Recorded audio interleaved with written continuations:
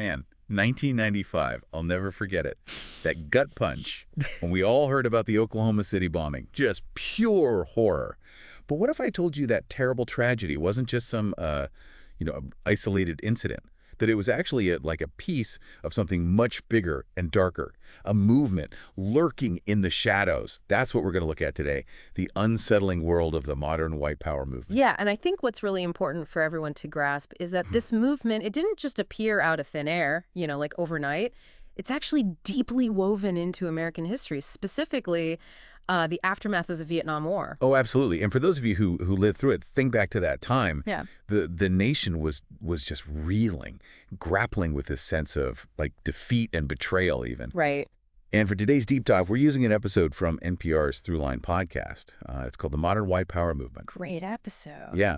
And it really does a deep dive, no pun intended, into how that disillusionment after Vietnam fueled a movement that, and this is the scary part, is still around today. Yeah. Yeah, and it's not just a historical thing either. Think back to January 6th, 2021, the insurrection at the Capitol. Members of these very groups, they were there, showing how this ideology can boil over into real-world violence. Absolutely.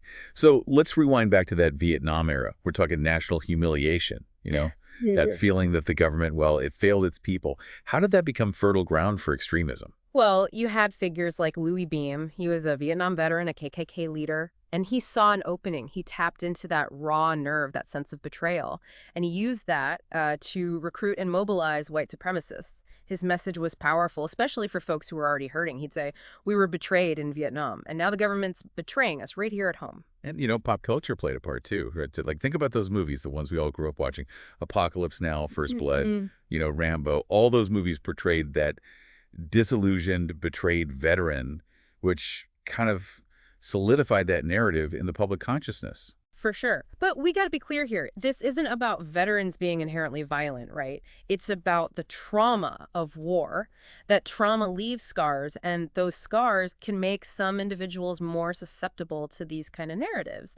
And Beam, well, he was a master at exploiting that. Yeah, and this wasn't just your granddaddy's KKK either. The robes and rallies we often associate with, the past. This was something totally new. They called themselves the White Power Movement. Exactly. Historian Kathleen Belew, her work is featured a lot in the podcast, and she calls this a major shift in white supremacist extremism.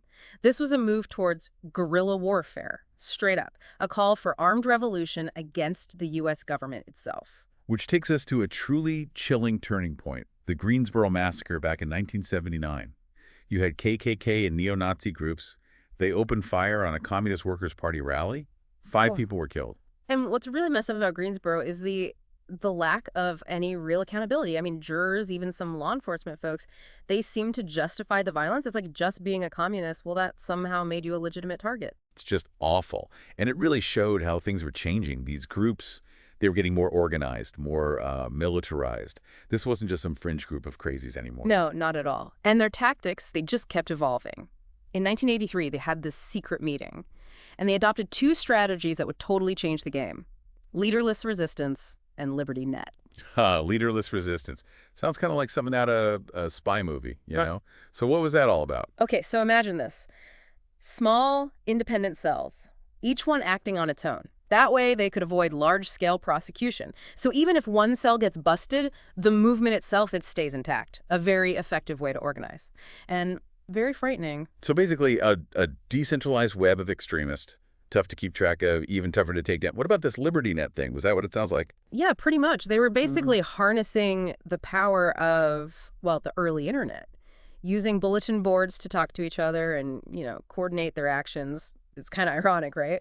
Yeah. They were like the pioneers of online social networking, but for a really, really dark purpose. 1983. Yeah. That blows my mind. I mean, they were way ahead of the curve when it came to using the internet. And then, like, their strategy wasn't already scary enough.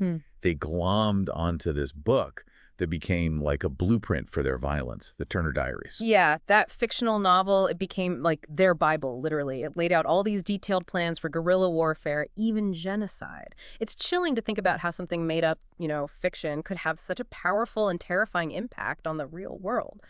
So we've kind of set the scene, right? We've traced this movement back to, well, that disillusionment after Vietnam, the rise of guys like Louis Beam, and those pivotal moments, Ruby Ridge and Waco, man, it's a dark and twisted history. But the big question is, where does all that leave us today? It is a chilling question, isn't it? It's like all those seeds of anger and resentment, they were planted all those years ago, right? Yeah, And yeah. now they've taken root, Yeah. and they're bearing some really poisonous fruit. You know what I mean? Yeah, that's a powerful image and sadly a pretty accurate one. I mean, just think about the kinds of things people are saying these days, the distrust of the government, those fears of societal collapse, all that anxiety about, demographic change. Those are all themes that the white power movement, they've been using those for decades. And it's not just rallies and marches anymore either, is it? They've gotten, like, really good at using the internet to spread their message and to recruit new members. It's like a whole new battlefield. Oh, absolutely. They've got social media down pat, online forums, even gaming platforms. They can connect with people who are feeling, isolated, angry, lost, and they offer them this sense of belonging, a purpose. But it's all wrapped up in this really twisted ideology. It's almost like they've created this whole alternate reality online, Mm. where their version of history, their hateful worldview, it's all presented as like the absolute truth. And that's what makes it so dangerous, so insidious. It's not always about, blatant hate anymore. A lot of times it's coded language, dog whistles, memes even. Makes it much harder to spot and even harder to fight. So it's not just about like those stereotypical images, right? The shaved heads, the swastika tattoos, that kind of thing. Nope, not at all. This movement, it's diversified. They're trying to appeal to a broader group of people, women, young people. They present themselves as patriots, defenders of Western civilization, even as victims of some kind of liberal agenda. It's a dangerous rebranding. It's almost like they're trying to make their ideology mainstream, make it, well, more palatable to a larger audience, which, when you think about it, is even more terrifying. Oh, absolutely. It's much harder to fight an enemy that's blended in using the same tools as everyone else. And we're seeing the consequences in the real world, too. You mentioned the Department of Homeland Security. They've issued warnings, right? Hmm. But what does that actually look like? Like, what are the specific threats we're facing today? Well, we've seen this surge in hate crimes, right? Often targeting minorities, immigrants, religious groups. And Charlottesville back in 2017, that was a wake-up call, a reminder of how fast these online ideologies can turn into actual violence. Yeah, and we can't forget those mass shootings either. El Paso, Pittsburgh. Both of those were driven by white supremacist ideology. Those weren't just random acts of violence. They were planned attacks meant to terrorize entire communities. And there's another really scary trend I'm seeing. These groups, they're trying to get into law enforcement and the military. Gives me chills just thinking about it. I mean, imagine if they have access to weapons, training, sensitive information. Ugh, it doesn't bear thinking about. So with all this going on, what can we even do? Is there any way to combat this movement? I mean, it feels like it's just getting stronger and more insidious by the day. It's overwhelming. It's a tough challenge, no doubt. But we can't just give up, Become complacent or give in to despair. We got to be aware of the threat. That's the first thing. Educate ourselves and others about how this movement works. You can't fight something you don't understand. Right. Knowledge is power. Right. Absolutely. But beyond awareness, what are some things we can actually do? It's easy to feel powerless when you're up against something so big and so well ingrained. Well, for one, we need to support those groups that are already out there fighting this stuff. Groups like the Southern Poverty Law Center, the Anti-Defamation League, they're doing amazing work, really. They track these groups, expose what they're doing, provide resources for people who are, targets of their hate. Yeah, makes sense. Support the folks on the front lines. But so much of this stuff is happening online. Can we as individuals do anything to push back against their propaganda and their recruitment efforts in the digital world? You bet. We can all be more careful about what we share online and what we, pay attention to. Don't just believe every crazy headline you see. Be skeptical of stuff that sounds inflammatory or, over the top. Check your sources before you share something. And if you see something hateful, something bigoted, report it. To the platform, I mean. And if you feel safe doing it, challenge it. Even small actions, they can make a difference. That's a really good point. We do have a responsibility to be good digital citizens, right? To make sure we're not accidentally helping to spread these dangerous ideas. Yeah. But what about law enforcement Yeah. and government agencies? What can they do?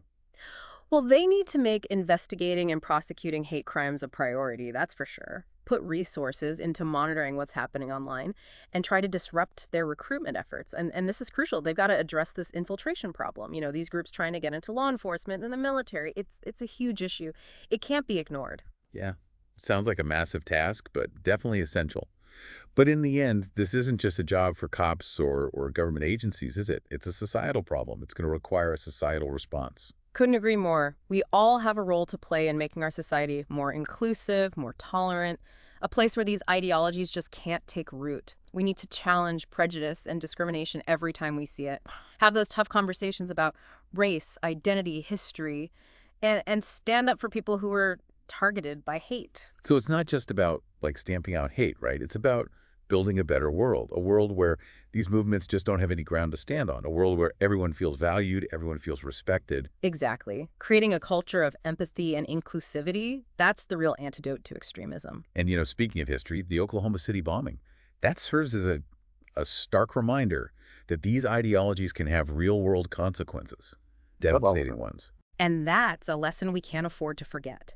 The threat from the white power movement is very real, and it's changing all the time. We have to be vigilant, informed, and committed to fighting their hateful message to prevent more tragedies from happening. Well said. We'll be back with some closing thoughts on this really important topic in just a minute. Whew.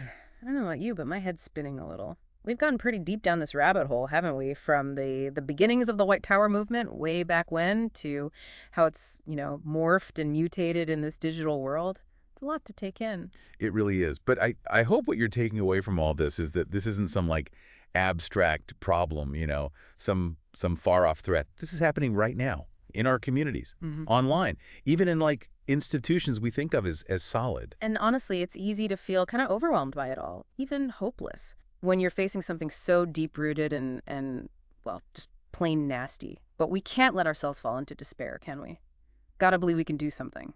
Make a difference somehow. Absolutely. There's that saying, right? The only thing necessary for the triumph of evil is for good men to do nothing. We can't just sit back and watch this happen. We gotta get involved. Actively fight against this hate. So let's bring it back to you, our listener. What can you do? I mean, where do you even start? Well, education is key. Learn about this movement, how it started, what tactics they use, the language they use. Knowledge is power. Seriously. Organizations like the Southern Poverty Law Center and the Anti-Defamation League, they've got some great resources out there. Yeah, and don't just keep all that knowledge to yourself. Talk about it with your friends, your family, coworkers. Share what you've learned. Spread the word. The more folks understand what we're up against, the better we'll be at fighting it as a society, I mean. Exactly. We got to break the silence. Challenge those narratives that just get passed around without anyone questioning them. If you hear someone saying something racist, telling a bigoted joke, don't just let it slide. Call them out. I know, it can be uncomfortable. But those little acts of courage, they can really add up, make a difference.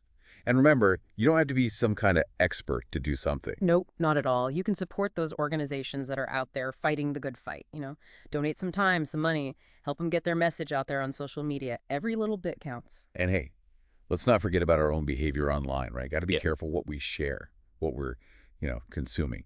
Don't just share every juicy headline you see. Check where it's coming from. Fact check stuff. Those algorithms, they want to keep you hooked, keep you clicking, even if that means feeding you stuff that's, well, divisive, harmful even. Yeah, be a smart internet user. Think about what you're seeing, what you're reading.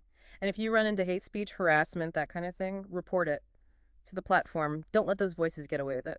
And lastly, something we can all do, no matter who we are, what we know. Let's just try to be decent, kind, compassionate in our everyday interactions. Reach out to people who are different from you.